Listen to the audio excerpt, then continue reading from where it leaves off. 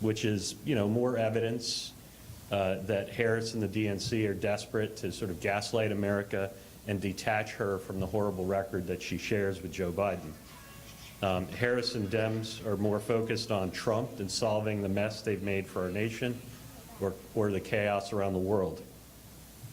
Michelle Obama encouraged folks last night to do something as if they aren't currently in residence at the White House. We found that interesting.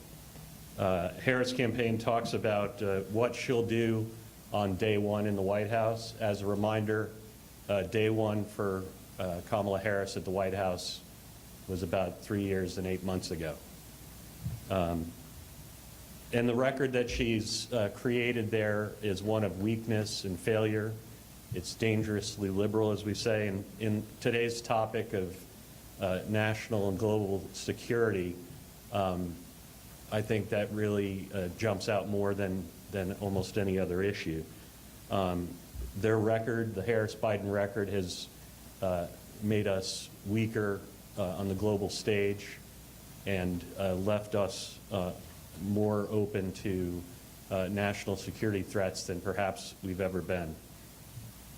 To remind you some of the facts of their national security policy, you'll hear more from Congressman Waltz about how since last week we've essentially been in the 3-year anniversary of the catastrophic Harris-Biden retreat from Afghanistan. And today, we wanted to show a couple videos the campaign is releasing digitally. We'll run those. I'll come back and finish and then hand it to Congressman Waltz. And then when he's done, we'll do Q&A.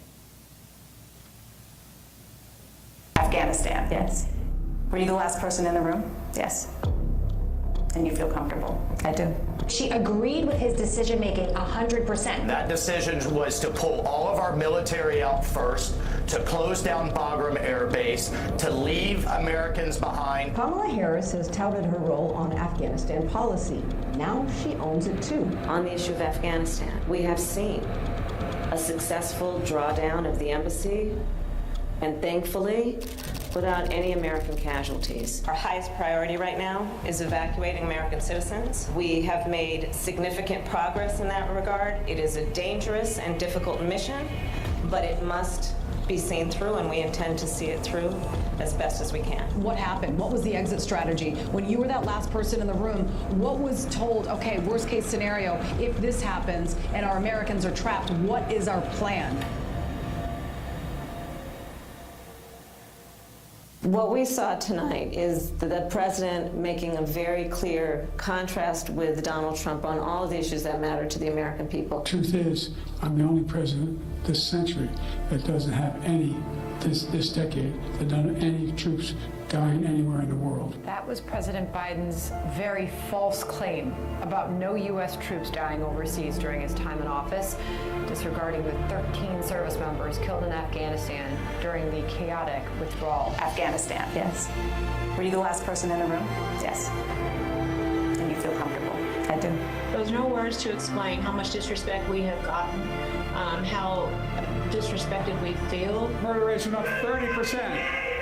30% they went up. The biggest increase in history.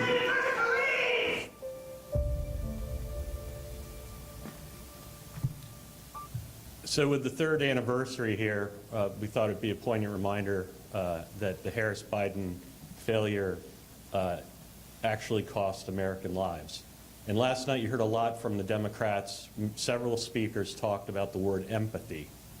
You have to ask yourself, or maybe you should ask Kamala Harris, where's the empathy in the fact that they have yet to express the names out loud of the folks that were lost in the Abbey Gate failure? Where's the empathy for the families that are left behind by such failure? Of course, you can't ask Kamala Harris those questions because they continue not to talk to the media.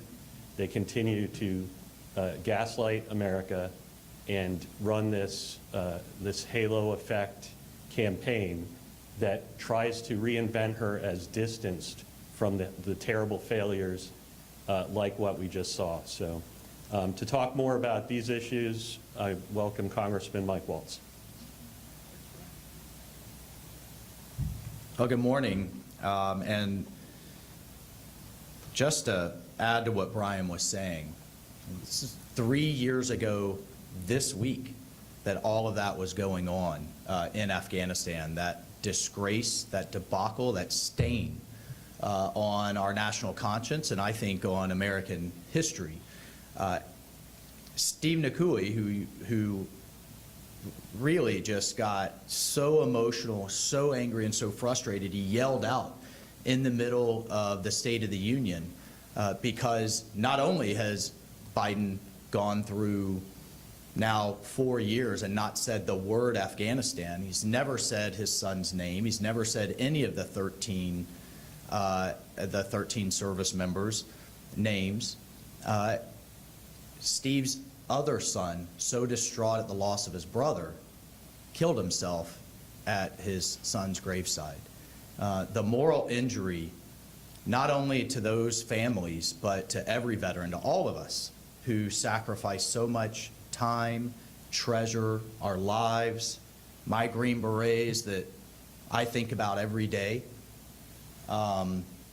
It's one thing to lose your men or women in combat, that happens, but to lose it due to incompetence and to literally idiotic and asinine decision-making out of that White House is something we as a veterans community, and certainly me, as long as I'm in this position and I have a breath, will never let them forget. And she owns it. She owns it. She was proud of it. She bragged about it. And now to try to pretend it didn't happen, to not even acknowledge it so far this week, and we won't hear the term Afghanistan. You'll hear Trump hundreds of times, but you won't hear any ownership of that debacle out of any one of the speakers this week. And so what was happening 3 years ago? Well, with Harris standing by Biden's side, he was saying, what do you mean? This was an outstanding success. No, no, no. There are less than 100 Americans who want to leave and who can't, which, by the way, that figure was quietly revised months later to be over 800.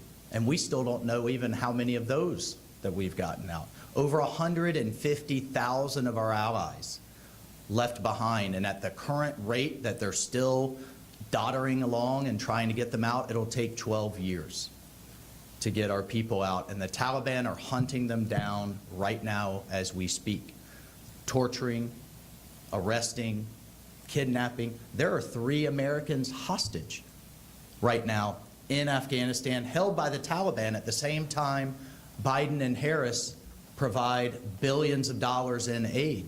These two wouldn't know leverage if it smacked them upside the head in terms of how to deal with a terrorist organization. How do you give an organization billions of dollars in aid while they're taking our own citizens hostage? I wish one of you could ask them that. That would be nice. I think that's fair for the American people to have asked. Look, I could go on, but the other thing that is happening right now as we speak in Afghanistan is terrorism is making a roaring comeback. Al-Qaeda is resurgent. They are developing training camps. ISIS is resurgent. There have been 6 plots thwarted in Europe. Well, 7 now if we count the Taylor Swift concerts.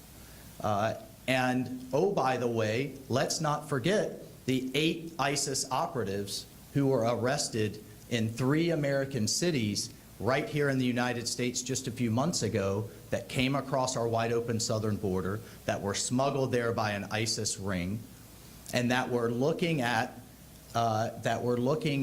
various sites to hit on the anniversary of the Pulse nightclub attack that happened back in 2016 right on the edge of my district. So that just occurred. Hezbollah is here. Hamas is here. Well, heck, I mean, Hamas is sitting right down the street, right amongst the protests where they're flying Hamas and Hezbollah flags. I mean, how would we be responding if they were flying ISIS flags? And why are we responding as a society and as a government differently? Because they're all one and the same in terms of organizations. So they are here. Another attack. Biden and Harris's own FBI director has repeatedly said is imminent and just a matter of when, not if, because of the failed policies of this administration that she's proud of. So Afghanistan was the original sin. Putin got the green light between lifting sanctions on Nord Stream 2, between saying, well, maybe a minor incursion, we won't respond as badly, between having awarding Putin with a summit after Russian hackers shut down gas on our eastern seaboard, and after Putin invaded Georgia under George Bush, the country of Georgia, invaded Crimea under Obama, didn't invade anyone under Trump because deterrence was established and worked, but knew he could get away with it again with Obama 2.0 in the Biden administration. And we now have the largest land war in World War II. So terrorism is on the march again. Putin is on the march. Xi is on the march. Didn't see spy balloons hovering over our nuclear bomber sites, our nuclear command and control sites, and our stealth facilities under Donald Trump. You saw it for days on end under Biden and Harris. She's sitting in every National Security Council meeting where Biden is making these decisions. She's proud to say she's the last in the room before making all of these decisions. She owns that too. Kim Jong-un expanding his nuclear arsenal. The Middle East, Donald Trump left the Middle East better off than he found it. He was the first president in modern history for that to happen.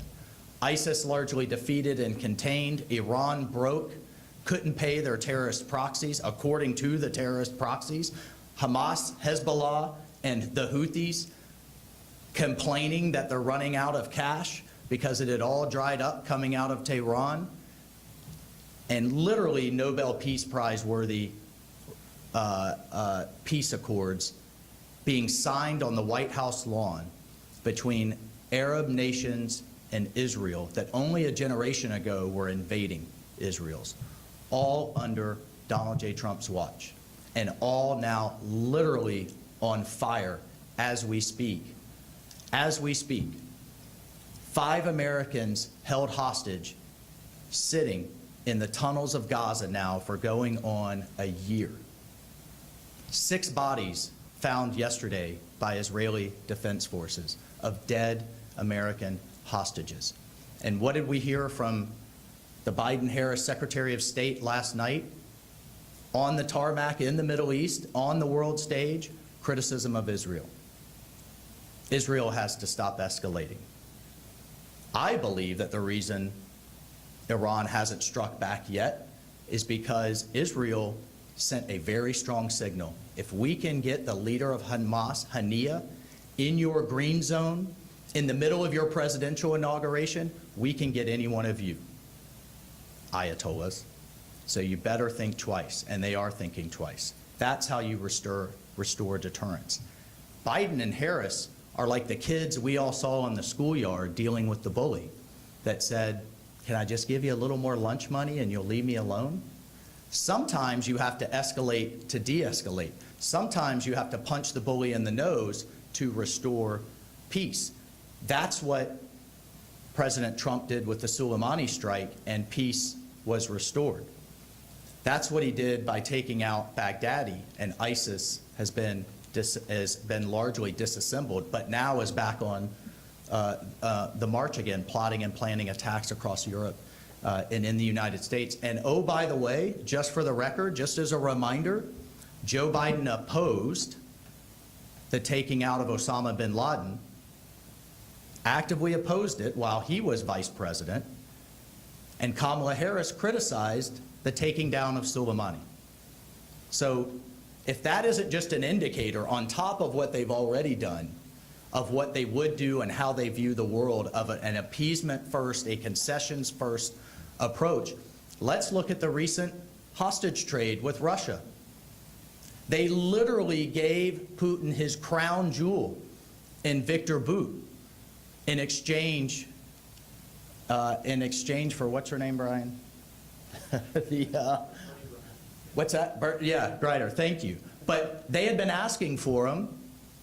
Putin had been asking for him for a decade. He was the crown jewel. We kind of, the Biden and Harris administration ran out of people to give. So what did Putin do? Well, maybe we can get them to get the Europeans to clean their prisons out. And guess what they did? Because the guy that the KGB or now FSB hitman that German gave literally executed someone in broad daylight in Germany. And Biden leaned on them to clean out their prisons. They just are literally running out of concessions to make. And the world and the country is far more dangerous for it. So what do we have to deal with that? Well, we have a military now under their watch that has a recruiting crisis, the worst since Vietnam, the worst in the history of the all-volunteer military. I'm the chairman of military readiness on the Armed Services Committee. Our readiness is abysmal. It's nowhere where it needs to be. The most advanced and expensive weapon system in the history of the world, the Joint Strike Fighter, do you know what its readiness rate, full mission capable rate is? 29%. 29%. Our submarines, our last major strategic advantage of any Navy in the world, 40% of them can't leave the yards. 40% are too broke. But we have an administration here that is more worried about base renaming, pronouns, Chinese-made solar panels on the Pentagon, of all places. And yes, I don't know if we have CNN here. My friend Daniel Dale, who wanted to try to fact check me on this at the RNC, and yes, investing research and development dollars to the tunes of millions in electric tanks. Last I checked, there's no charging stations across Africa or the Middle East or what have you. Not to mention the fact that the battery technology and everything else is made by who? China. So this is the truly dangerous and ridiculous priorities that Biden and Harris have put in place, and that Harris would absolutely continue in a next administration that has us to a point where not only do we have threats the likes of which we've never seen in the history of the United States, but a military that now has an army that's the smallest since World War II, a Navy that is smaller than China's and broke in many ways in terms of its maintenance and readiness, and an Air Force that's so expensive that it's literally not sustainable. And just one more thing. Judy Woodruff last night needs to retract her statement. If she has any, I don't know, integrity as a journalist, that Donald Trump is actively working with Bibi Netanyahu to somehow delay or tank a hostage deal for political reasons. That is false. It's ridiculous. And by the way, not Netanyahu, don't take it from me or the campaign. Netanyahu's office has absolutely denied it. So before some journalists just start repeating that as fact and gospel, not that that ever happens, but it does, then she needs to retract that statement or come with the goods. Because it is absolutely and patently false. Just one other thing on Harris's first major decision as the anointed candidate, and that's the pick of Walz as her vice president. I signed a letter today with 50 other House veterans denouncing his lies about his service. I want to be very clear. I know I served in the National Guard for 22 out of the 27 years I served in the military. I know many people that for whatever reason never went to combat, served proudly. I'm proud of their service. He should be proud of his service. He says he's proud of his service. Why do you have to lie about it, and why do you have to exaggerate it? I don't know. I wish, again, he would sit down with you, all the media, and answer those questions. But here's the thing. Anybody here go to Harvard or Yale, to an Ivy League? Good. But there you go. Let me ask you this. If you attend for a few years, maybe you were there on the Yale campus, you took some classes, you can say, I went to Yale for a few years, but you don't get to say, I graduated from there. You didn't do what it took to graduate from there. Well, yeah, he was a sergeant major for a few months, but he didn't do what you have to sign on the dotted line in terms of the schooling and the time and service to retire at that rank. I retired as a colonel. I'm proud of that. I'm not pretending I retired as a general.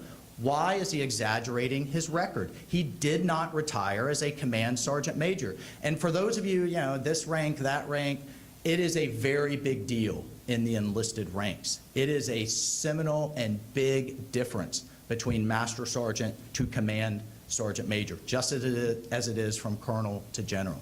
So we have a person that is a heartbeat away, that is probably the only person who would have military experience in the room with the commander-in-chief, that right out the gate lied about his service for political gain. Number one. And number two, he repeatedly and on the record implied and certainly did not correct hundreds of reports that he served in combat. Of course, Operation Enduring Freedom was broader than Afghanistan.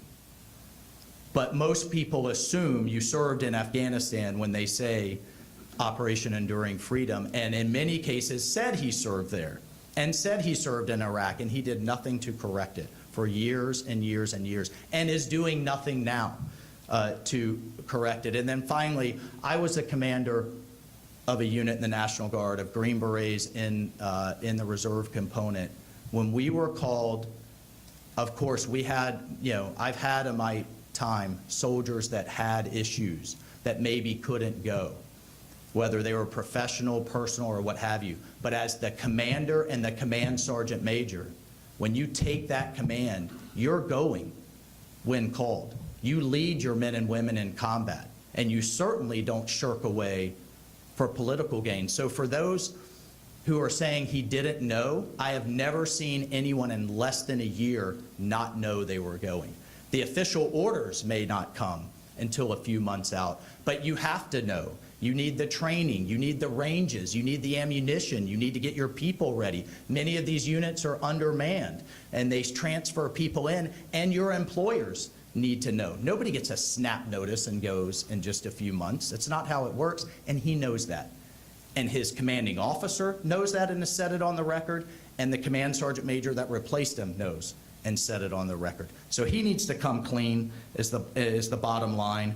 And one other thing that I think is incredibly important to point out, he was the ranking member of the Veterans Affairs Committee. One of the seminal and most important things Donald Trump did for the veterans community was give them choice in their health care. It's called the VA Mission Act.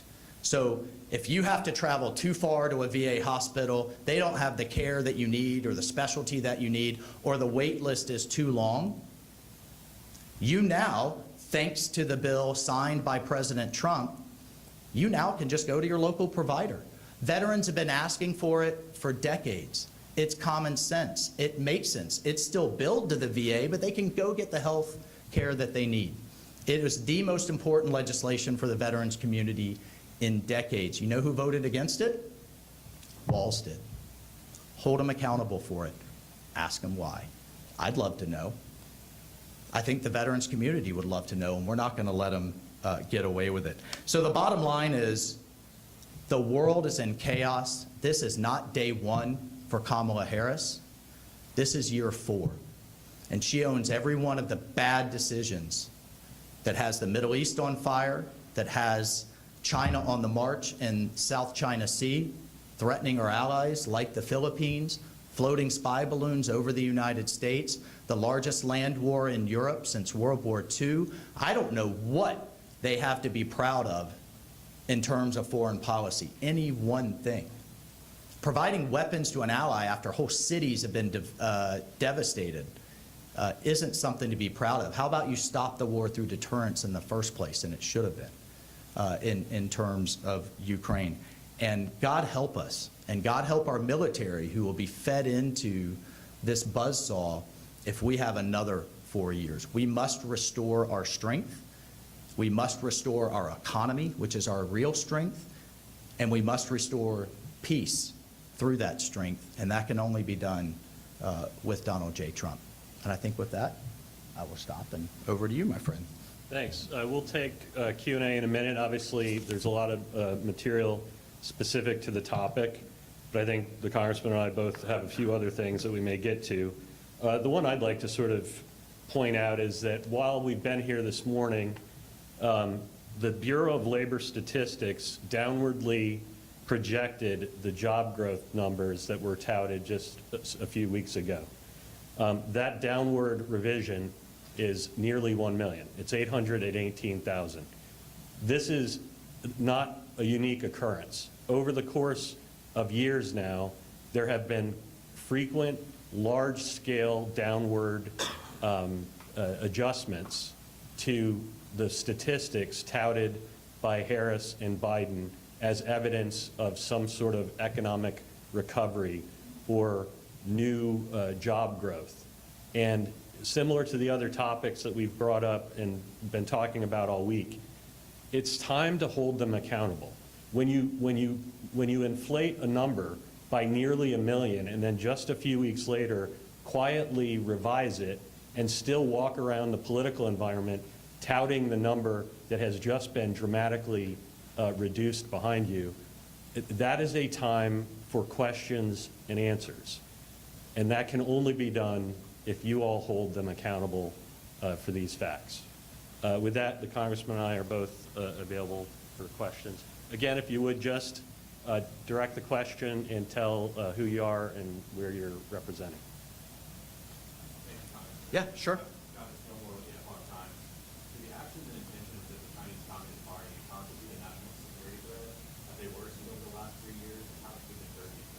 Don't take it from me. Listen to Xi's actual language and rhetoric. He is telling his country to prepare for war. His words. He told the 20th Party Congress, the storm is coming and we have to get ready. They have an active program in place called CivMil Fusion, where you steal civilian technologies that you can then hand over to the military. The Chinese military is now, or the Chinese Navy is now larger than the U.S. Navy. They're tripling their nuclear arsenal, tripling it in size and lethality. They've launched more into space a few years ago than the rest of the world combined. They're on track with this no limits partnership with Russia to put a manned station on the moon. Well, everything they do in space has a military component behind it. That's not just finding brave new worlds. There's a military aspect to it. So I am incredibly concerned, and I think we have a lot more to learn about Walz's engagement with China, these paid trips that he was making over and over and over again. What relationships has he still established? Could he even get a security clearance today if he had to? And then Harris, I think, still has that old view of if we just engage them a little bit more, if we just share enough economically and technologically, then eventually they'll change. No.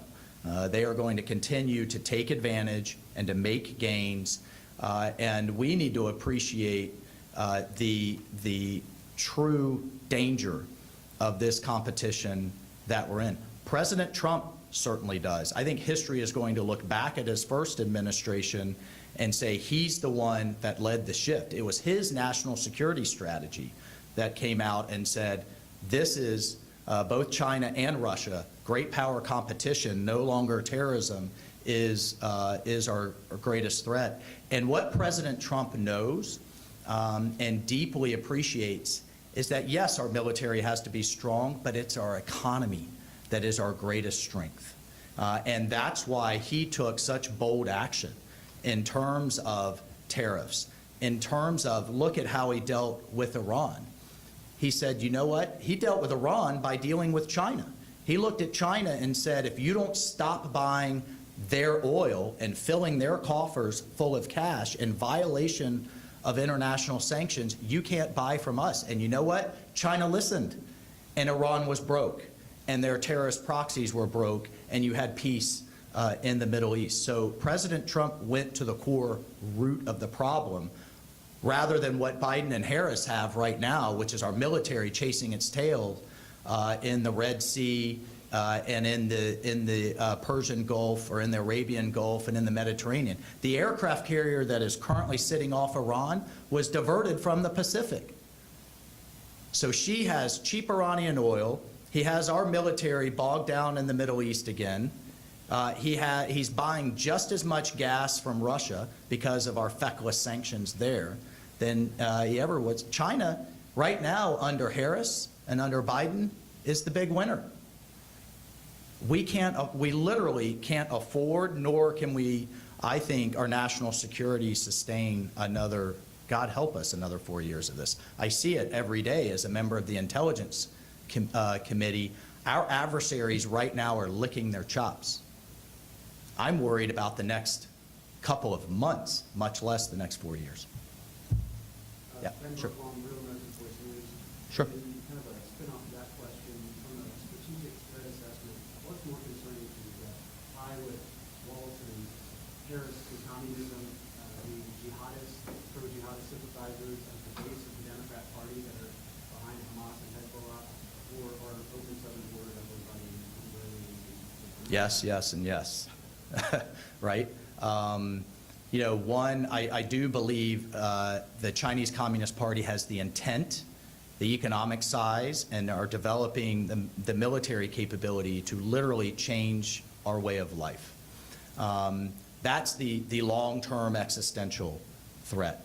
But God help us, you know, a boom from a suicide bomber, another attack like we had in Pulse nightclub and almost just had again with those 8 ISIS operatives that were rolled up. That's the near threat. So I look at it as kind of the threats from abroad and then the termites eating up our foundations from within. And the anti-American really not only protests, but what was reflected on our college campuses with college administrators condoning, if not looking the other way, that are teaching our next generation that the United States is not a force for good, that is inherently racist, misogynist, and colonialist. That is as much of a threat. I mean, that's basically parroting what the Chinese Communist Party is saying in their propaganda. And to, you know, literally laugh that off, as Kamala Harris has done, and to sit before Xi and his people with this parade of Biden administration cabinet officers begging for more help with climate change, while the Chinese Communist Party are opening a new coal-fired power plant every week. And these aren't small plants. I mean, these things are going to be around 20, 30 years that, oh, by the way, are running on Russian coal. I mean, think of the irony there. I can show you photographs of the largest solar panel factory in the world is in Western China, run on slave labor, where a genocide, a real genocide, is actually happening. And if you follow the transmission lines, that solar panel factory is being powered by coal. It's a joke, if it weren't so serious. So yes to all of the above. Sir.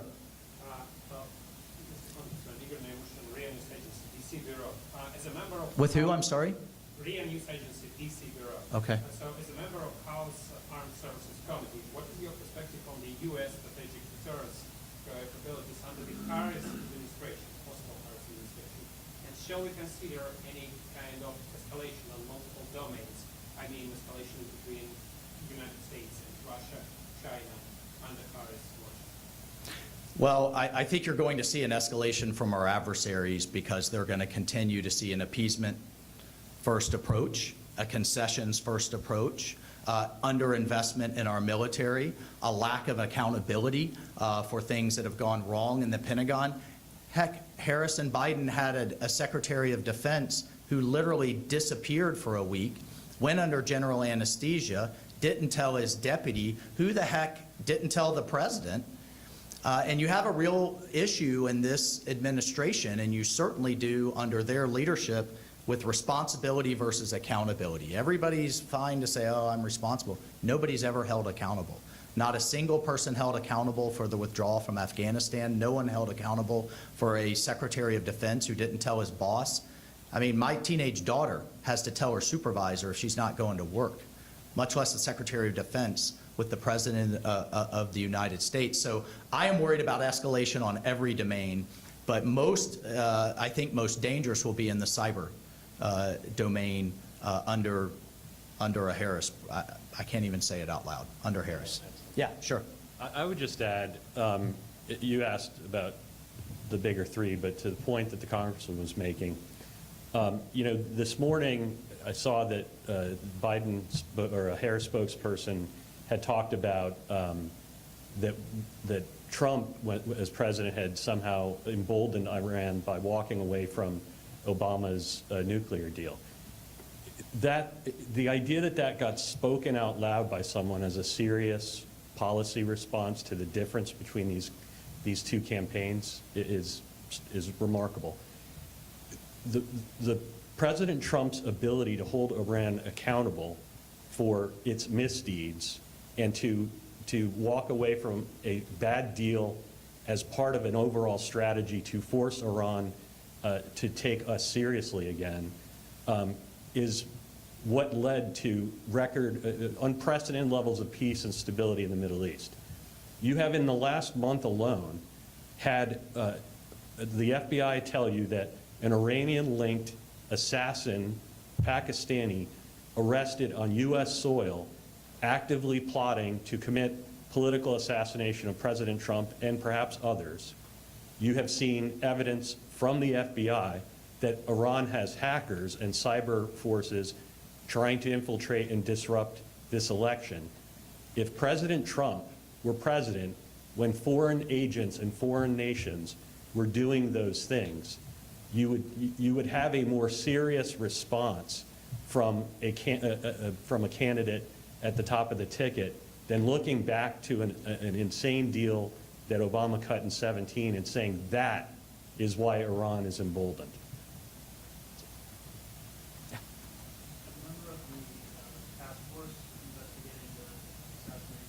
Mm. What have you learned so far, including there's been some recent pictures that Thomas Matthew Crooks was on his cell phone right before he landed onto the roof, and I know you were looking into some of those cryptic things. Yeah, we have a briefing. Obviously, I'll be remote with the FBI today. We still haven't learned a lot. We haven't learned much about those overseas accounts. We do know that they were in, if I get this correctly, Belgium, New Zealand, and Germany. Why does a 19-year-old kid who is a healthcare aide need encrypted platforms, not even based in the United States, but based abroad, where most terrorist organizations know it is harder for our law enforcement to get into?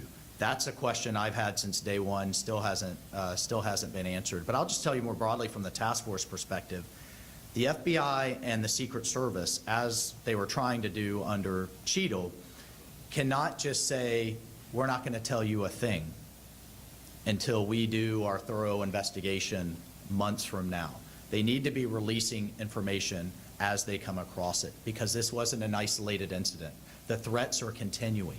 Iran's threats, as Brian just said, are continuing. We literally just had a Pakistani-born national who had put a down payment down for hitmen. And we're also recruiting female spotters and demonstrators as a distraction, a sophisticated plot. This is ongoing as we speak, and I don't want to speak for the chairman, but certainly from my perspective, I welcome this briefing today. We need to be learning things as we go. The thing that has me very frustrated is that the people responsible for the security plan that was clearly, dramatically, and ridiculously flawed haven't even been suspended. They're still in charge of security operations right now as we speak, and that has me incredibly concerned. Yes, sir. I think my question is probably more specifically for Brian, but I love your thoughts as well, Congressman Franco with NPR.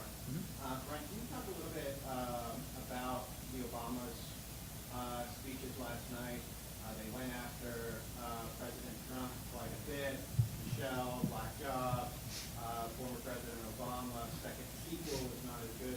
Can you respond to those people? I mean, the Obamas did exactly what they were plugged in and advertised to do. They put Joe in night one. They either purposefully or somehow logistically put him well after prime time. So they set old Joe out to pasture. They put a day of, I'll grant them dynamic speakers in between their candidates in the Obamas, and they had those speakers do what they're going to do the rest of the week, which is make the appearance of distance and non-incumbency for Harris. They're talking about, oh, these last few years, she's been in the White House for almost 4 years. She hasn't been an outside observer in her community doing social work.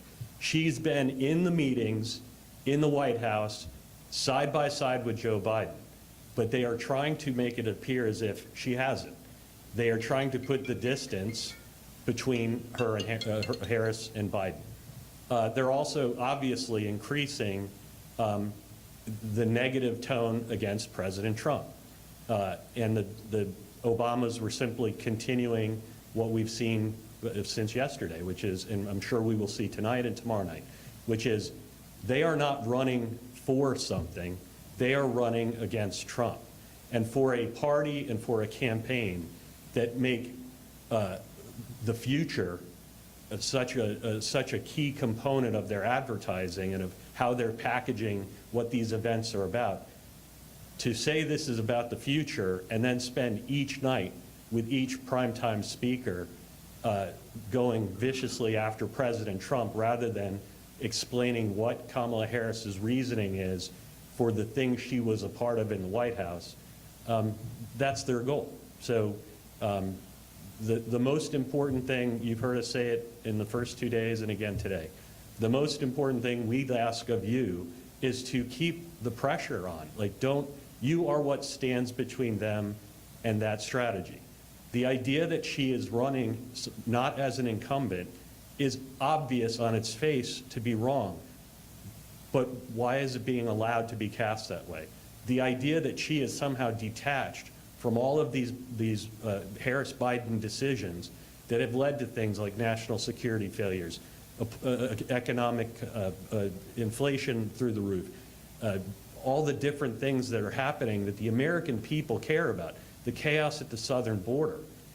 They're talking more about Donald Trump than any of those issues, and we're rolling into the third day of a 4-day program. So I think the Obamas did exactly what they were advertised to do. Build the fence between Biden and Harris and continue to gaslight America about the notion that Harris has nothing to do with any of this.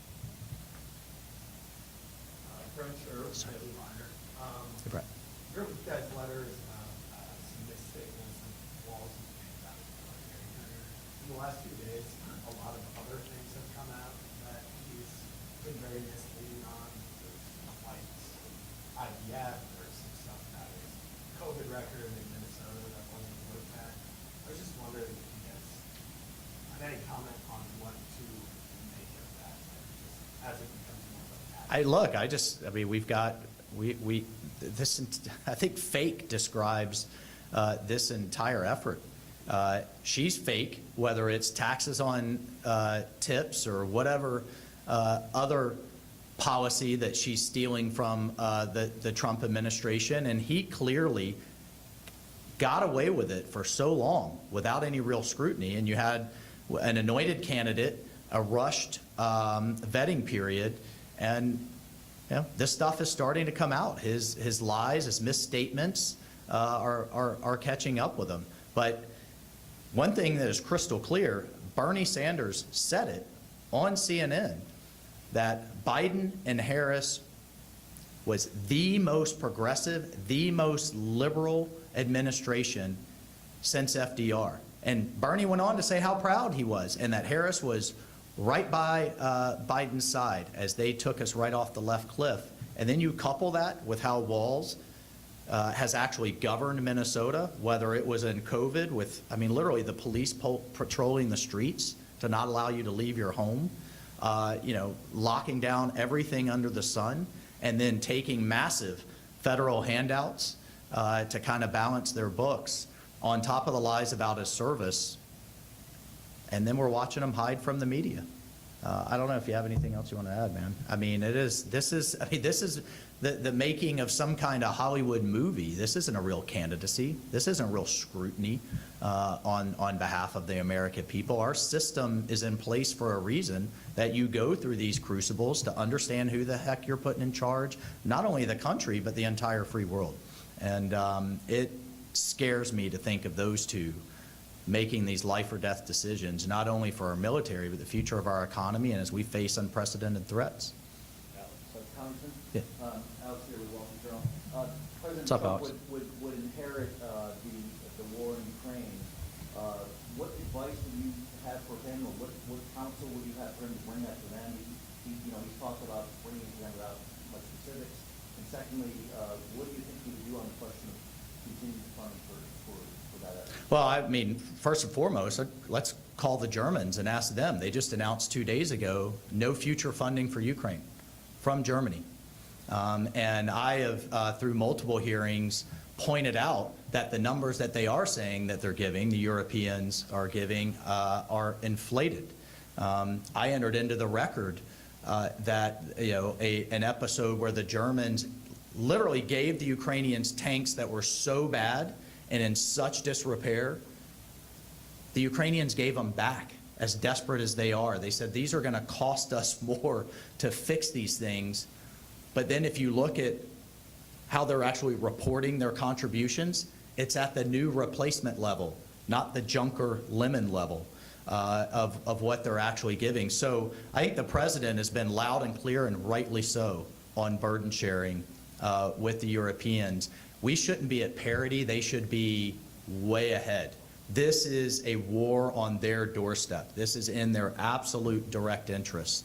And the fact that the Biden administration and Harris right this summer was leading the charge on patting everybody on the back because they went from 30% at the minimum of 2% of GDP for defense to projections and promises of 50. Do you pat the student on the head that went from an F to a D? They should be at 100% given what's going on. And then let's celebrate the ones like Poland and the Baltics that are right there on the front lines that are at 3-4%. We literally no longer can afford, with the interest on our debt that is now, for the first time in American history, eclipsed our entire defense budget, we no longer can afford to subsidize European security. It's a good deal for their politicians. They get to vote for all of the goodies for their domestic constituencies, and then watch Biden and Harris tell the American taxpayer, keep digging deeper in your pocket. Further, I mean, I think President Trump needs to lay out, what does success look like to the American people? And I think he absolutely will do that. Is it in our national interest to expel every single Russian from every inch of Ukrainian soil? Is that realistic with Crimea and eastern Ukraine? Or is it in our national interest to stop the war? And I think President Trump will be very focused on stopping the war rather than just the Biden's current non-strategy, which is a stalemate for, I don't even know how long it's going to take. And then thirdly, the third component of this, and this is the most important component, is energy, energy, energy. Russia is fueling its war in Ukraine and its aggression around the world through high oil and gas prices.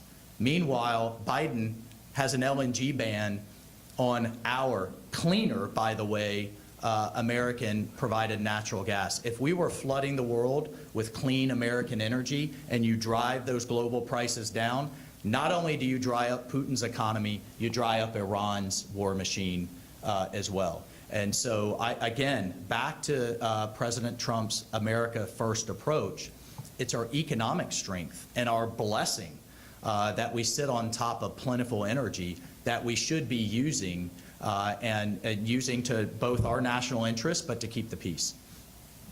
So.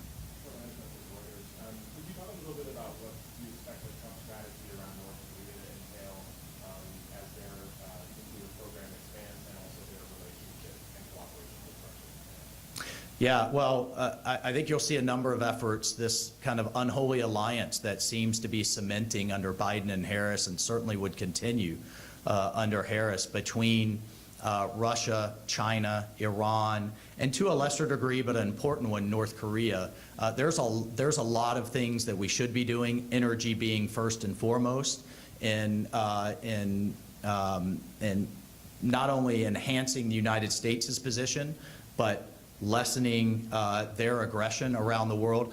Look, on North Korea, one, they're expanding their nuclear arsenal, and we have to be able to defend the United States from a rogue regime like that. You've heard President Trump talk about taking Iron Dome technology and more aggressively applying that here to the United States. We have some of it up in Alaska and California now, but I think you'll see those kinds of investments so that a regime like North Korea can never hold us hostage or leverage the United States with that kind of arsenal. So I think that would be first and foremost. And then you saw President Trump not just ignore the issue, but really try to take it on from a diplomatic standpoint with Kim Jong-un. I don't want to speak for him, but I would expect those types of efforts to continue. And finally, look, we have sanctions on North Korea.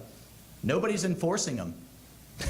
I mean, certainly not this administration. And so continuing also the relationship between Japan, South Korea, the Quad, which President Trump reinvigorated after it had really lapsed under Obama, with Japan, Australia, India, a critical ally in the future, will also be a key component. Of who? TESS, gotcha.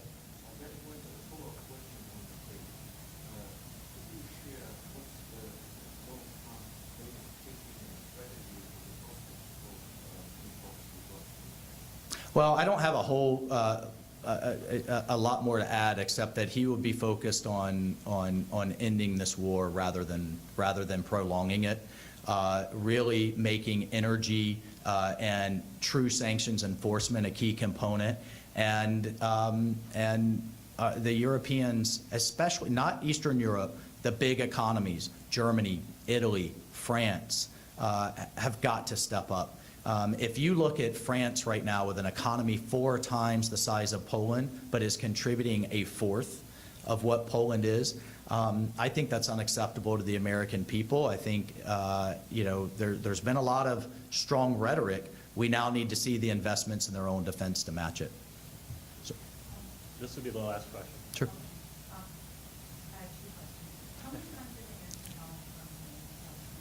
It's according to a quick transcript search of all the speeches, the number looks to be somewhere 50, 60 compared to single digits of inflation and other numbers. So, but that was a cursory review this morning. I'd like to dozens. Yeah, certainly dozens.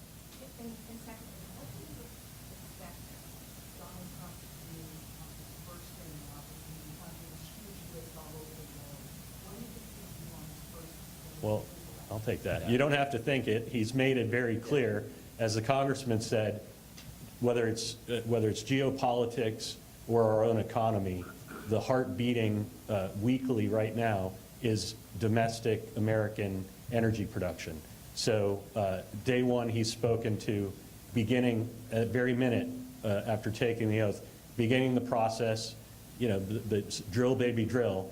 But what that represents is unleash American energy dominance once again. This Green New Deal and this, the absurdity of things like Congressman Waltz said, where a Chinese solar panel factory is fueled by coal-fired power. That is what we're getting when we enter into these or accept these global notions of what America needs to do versus the rest of the world to make our planet, more sustainable. It's an absurd prospect to think we tie our own hand behind our back economically and geopolitically and then wonder why all these things are happening.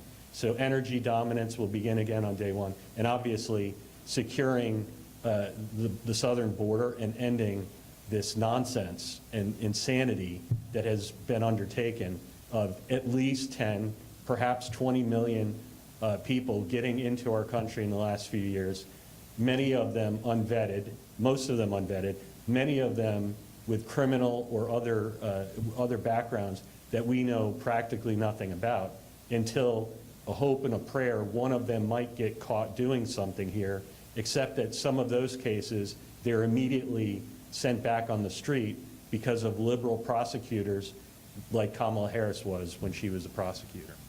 Anything to add? No. Thanks, everybody. We're here again tomorrow, 10 a.m. with Carlos Trujillo and Vivek Ramaswamy. Thank you.